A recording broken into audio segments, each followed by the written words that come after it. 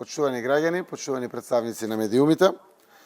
3 години бевме посветени на вистинска грижа за сите граѓани.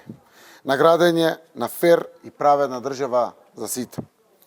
Со упорноста и посветеност ги исправивме неправдите што режимот на ВМРО-ДПМН им ги нанесе на стотици илјади граѓани.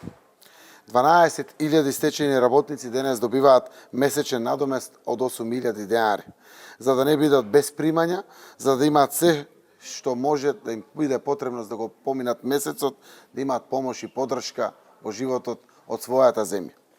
Покрај стечајните работници, бевме посветени на подигање на економскиот стандард и излекување од сиромаштија на лицата приматели на социјална помош, на лицата со попреченост, на највозрастните кои не остваруваат право на пензија. И во време на светска здравствена и економска криза не се откажавме од концептот парите назад кај граѓаните. Не престанавме со грижа и помош на оние на кои им се најпотребни. Одвоивме 28 милиони евра преку мерките домашна платежна картичка и ваучер за туризам за над 324.000 граѓани. Во следниот период го зголемуваме опфатот на лица кои ќе добијат домашна платежна картичка.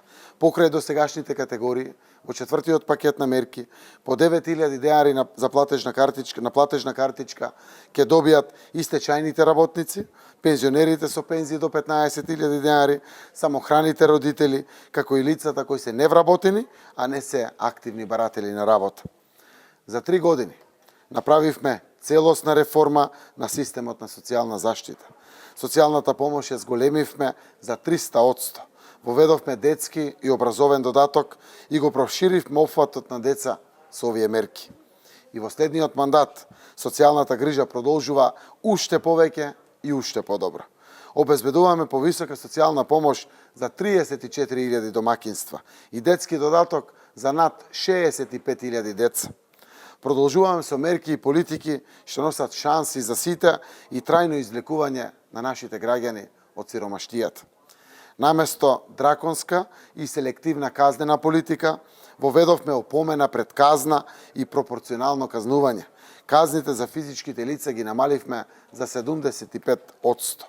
Донесовме закон за отпис на камати на долгови за физички лица.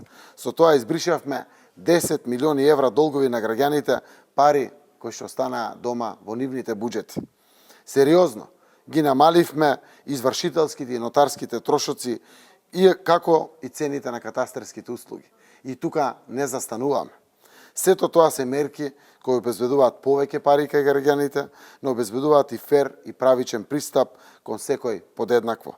СДСМ покажа и докажа дека се грижи за сите.